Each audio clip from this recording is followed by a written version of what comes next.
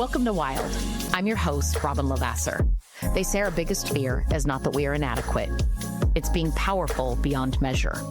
In this podcast, I will share how to break through imaginary ceilings, lean into success, discovering your purpose, and understanding how to create the business and life of your dreams. From failures to triumphs and all the tactics in between, let's jump into the wild arena together.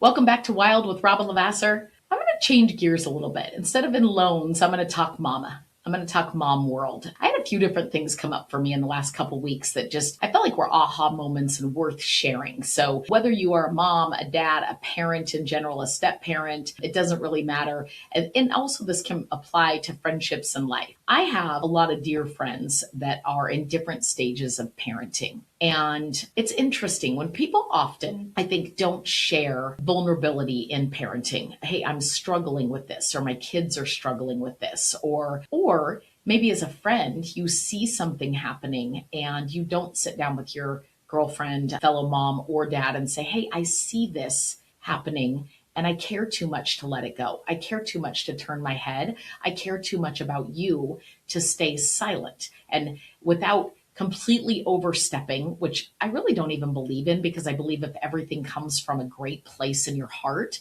that what's worse, feeling a certain way about something and not saying anything at all, or being willing to say something without expectation of getting your way with the outcome. And I think there's a lot of power in that. And so parenting is one of those places where we all know there are moments when you see something go on and you're like, oh, that is not how I would have maybe handled that. Not that your way is always right or their way is wrong, but there are moments when you see somebody struggling that you should say something. You should get involved if you really truly care about them. You're not indifferent, you're engaged, right? And you're being engaging with them. And that's part of having real friendships, authentic friendships, long-lasting relationships with other people. They come with sometimes tough conversations, pineapple, if you will, which is the hard on the outside, sticky and sweet on the inside, coming from a good place, conversations. And so I'll give you an example. I had a mama friend of mine, and she has 3 daughters, and she's a stay-at-home mama. She homeschools. And so from the outside, you could say in some ways the kids are somewhat sheltered. They're certainly sheltered, and this isn't a good or a bad word when I say the word sheltering. They're certainly a lot more sheltered than our kids were. Our kids were in public school all the way through. They were exposed to a lot more, if you will, than what her children have been. And I'm not knocking that at all. I can't say that I wouldn't choose to homeschool these days. So she's got incredible children. I couldn't love the girls more. They're amazing. She sends me a message. She's coming out to stay with us, and her daughters had just gone to their first kind of big summer camp. They're 13 and 11, and it's a Christian-based camp, and they're headed to this summer camp, and they're one day into camp. The camp happens to land halfway between where we live and where they live, but it's quite a few hours away from both of us. And she sends me a message and says, hey, the girls are miserable. One day into camp, one day. It's only been the late afternoon drop off that evening, and the first thing the next morning, it's the girls are miserable. I'm going to go pick them up. And I get this message and I'm thinking, okay, it's been, I think they've only been there for a day if I check myself right. And I kind of like, okay, thumbs up on the text message, don't think much about it. And then it just pulled at me. And I was like, I have to tell you, summer camp for me as a little girl, I'll never forget the very first time I went, and I felt a little homesick the first few hours, and especially at nighttime, right? Kids get homesick and a little out of place because you don't know people, so you're a little nervous. And I wanted to go home. And lucky for me, back then, there really wasn't quite an option. There were no cell phones. There wasn't checking in. Yes, we had a camp phone, at an emergency, but the counselors were more on tap to deal with it. And so there wasn't the request that you just go, I want to go home.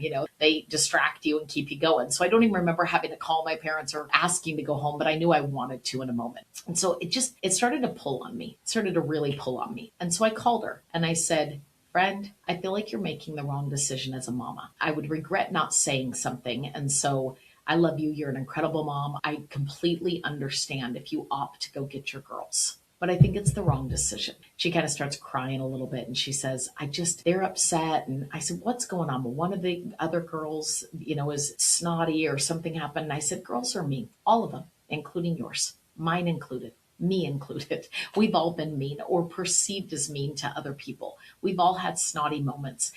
They're probably initially homesick, a little out of their element. And she said, I know. And the moment I said yes, I thought to myself, Robin would never do this. Robin would not. And I said, well, I would if they were unsafe. I would if they felt unsafe.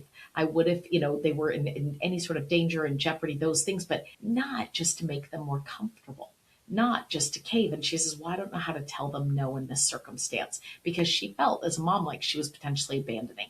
And I said, this is a big moment for your girls, and it's a big moment for you as a mom. And I would challenge you that the uncomfortable option is the right choice. We actually even play that into our businesses, to our lives in general, in both areas, right? Me making a call that's uncomfortable, that's really not in my lane, that could be received very offensively, like I've overstepped my bounds. They're not my children by any means, right? I could have not made the call at all.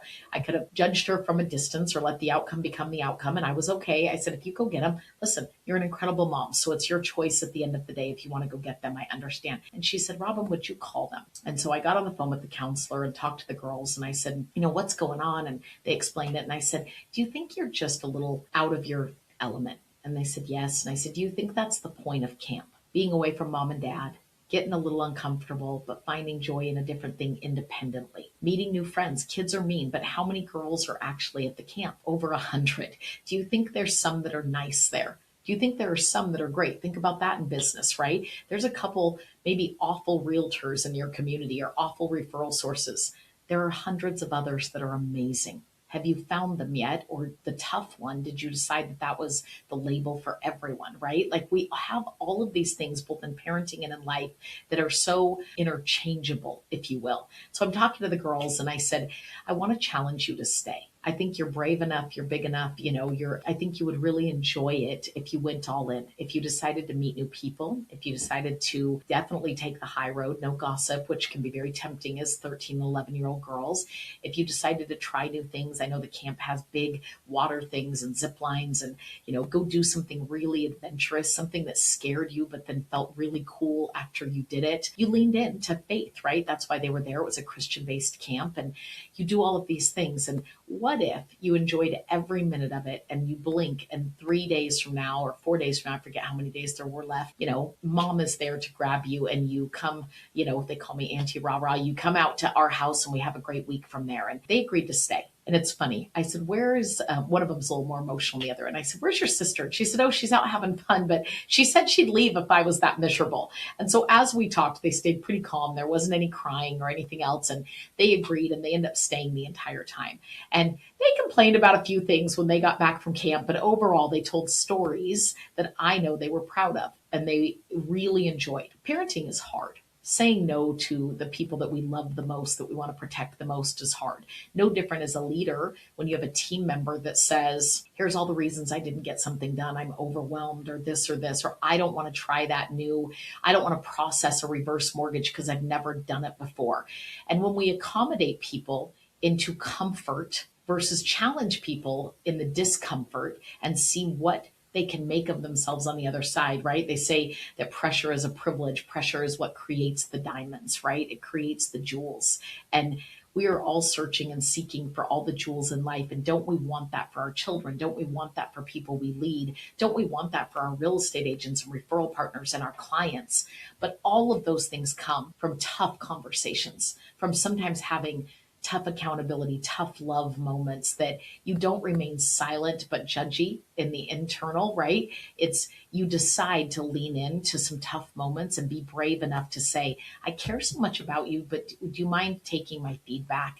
And what you do with it is your choice, but I'm still going to give it because I care enough to. And so be that person that comes with a heart that has a great motive and a clear voice.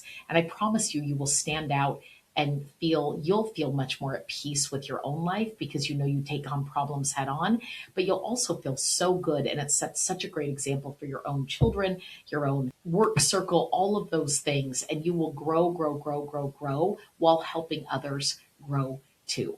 And that really is what we are all chasing all the time. So I hope this mom boss, if you will, wild episode was helpful for you. If it was, I hope you share it. We will see you soon.